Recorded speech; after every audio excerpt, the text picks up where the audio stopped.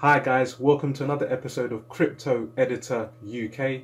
My name is Michael, and as always we bring you the very latest in price, hype and speculation in the wonderful world of crypto assets. Now, in today's episode, we'll be looking at the Bitcoin price at 10k. We'll be looking at the bull run. We'll be asking the question, who is Paul Tudor Jones? And finally, we'll be looking at Iran and whether they are a forerunner in the digital age. Now, if that sounds interesting to you, please remember to like, share and subscribe to the channel. And without any further ado, let's jump straight in right after this.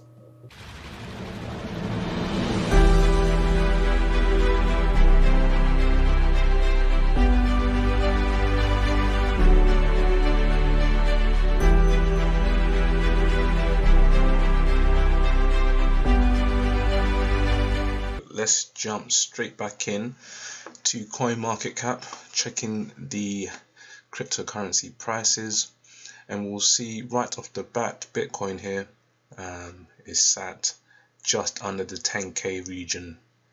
We've reached a current price of $9,851 and we had a sudden surge in price. This was sparked as of yesterday afternoon. I made a tweet, and I'll go to that tweet now. And my tweet was 14 hours ago. I think it was approximately 5 p.m.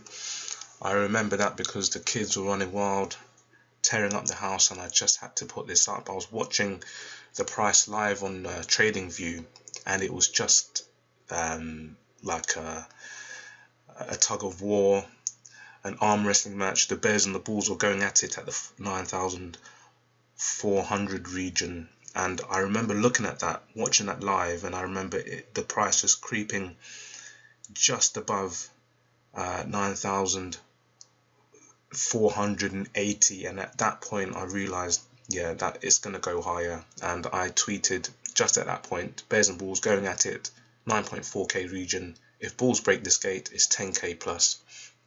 Now, if we go to the UK TradingView chart, you'll see that the current price here states it's at 9,838. So just differing slightly from crypto, the CoinMarketCap there.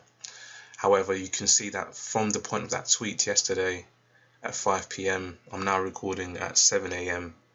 We've seen a gain of $400 to $500, and this chart here is the daily chart. And I just wanted to quickly state that we have had overnight the price surge above the 10k.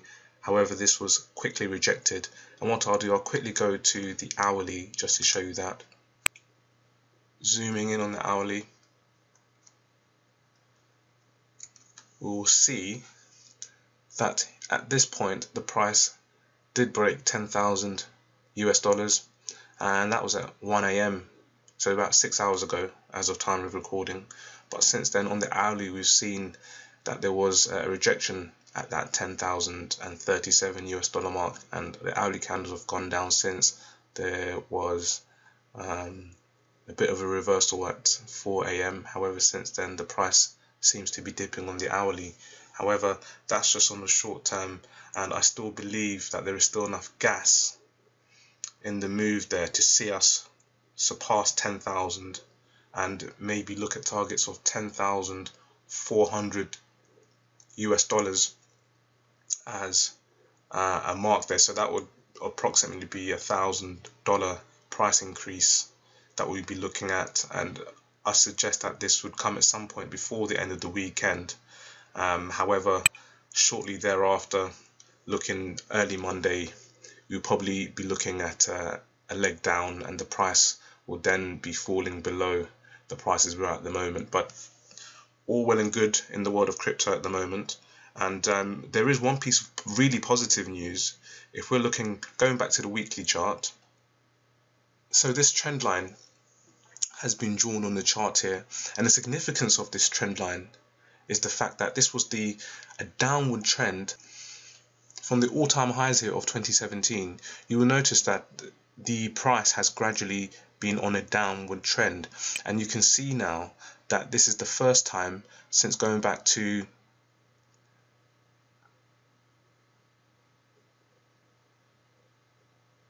the 24th of June and the June period where we had the spike in the 14,000 US dollar price, that we have broken this trend line, and it appears that once this trend line has been broken, that this will announce the actual new bull run. So this is very optimistic news for the Bitcoin price, and very optimistic news for Bitcoin, and a lot of commentators are signaling the start of a new bull run based on the fact that we've actually broken this trend line. And what we'd like to see going ahead is that the price remains above this trend line and holds, you know, it may dip slightly here, and then we'll see further prices increase going into the end of the second quarter, so going into mid to end of May and the remainder of June for the second quarter there, the price should therefore see an increase. So moving on from that, I did also want to look at what's going on in the crypto fear and greed index. So as you can see now, the current fear and greed index is at 55, and that is now at greed.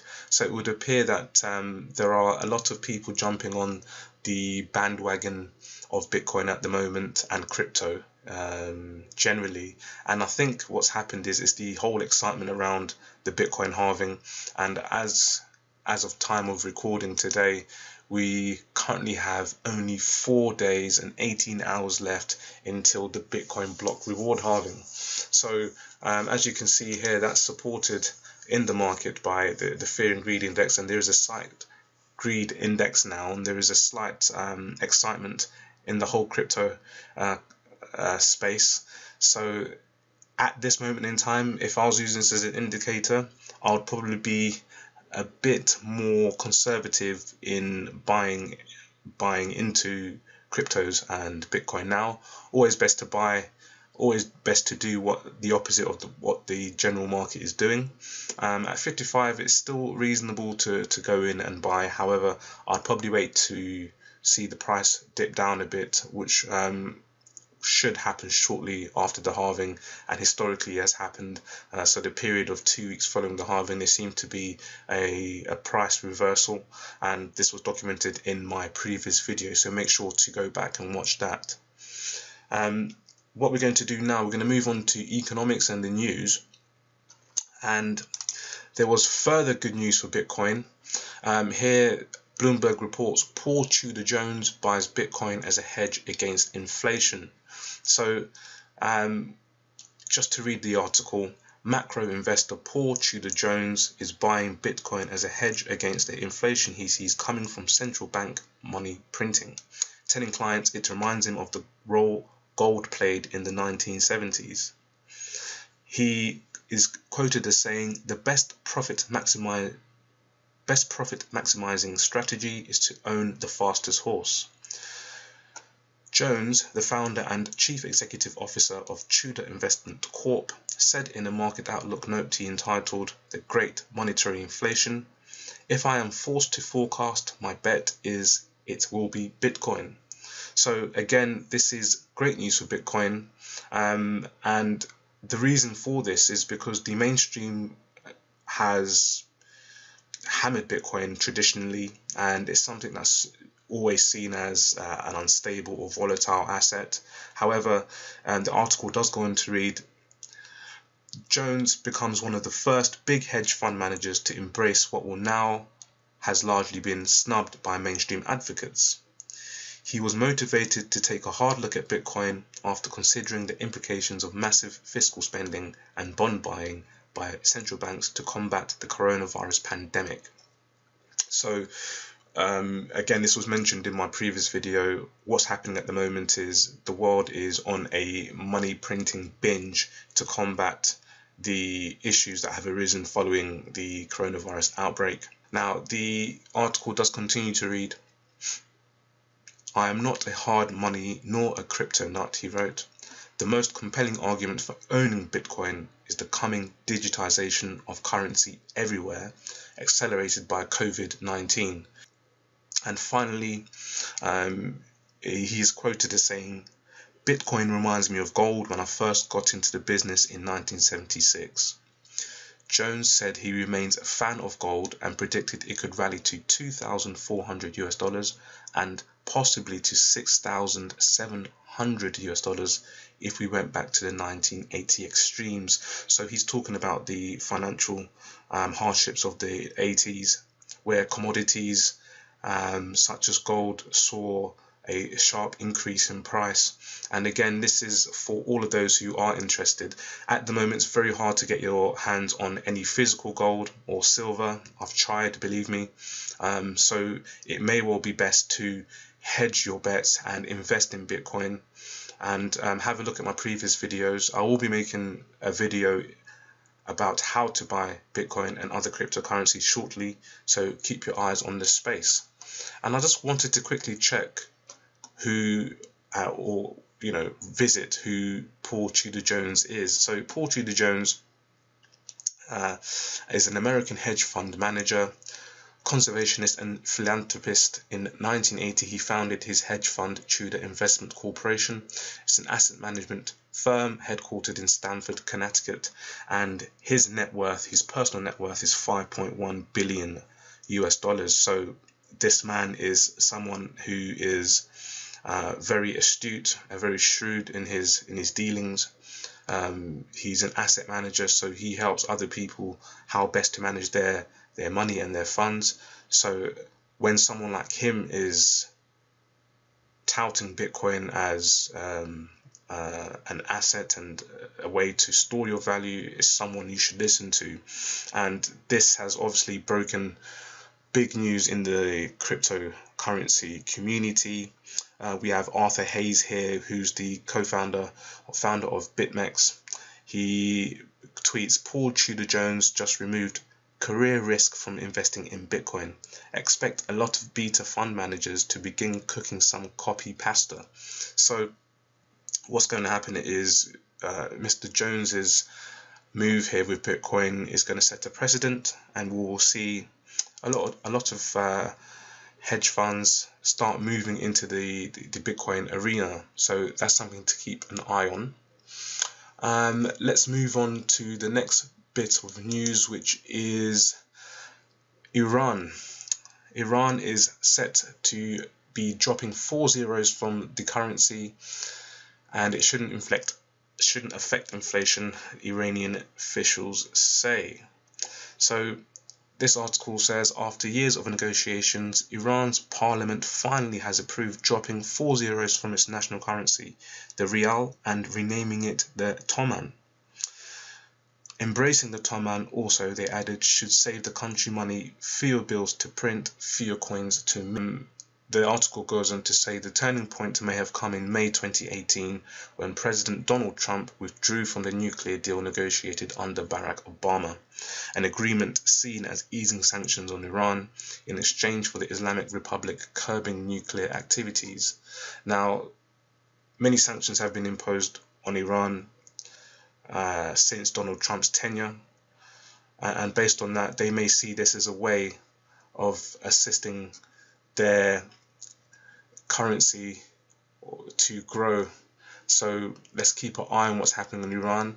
However, in an environment where everybody is printing money, we've seen Iran do, I suppose, the opposite, and they have gone on to drop zeros from their currency. So it's very interesting. And on the back of also devaluing their currency, have issued a license for the nation's biggest Bitcoin mining operation. So again, this echoes the statements made by Mr. Paul Tudor Jones there. The world seems to be going digital when it comes to currencies. Here in this article from CoinDesk, local news source Tabnak News reported on April 28th that iMiner has the green light from the nation's Ministry of Industry, Mine and Trade to operate up to 6,000 mining rigs in the city of Semnan.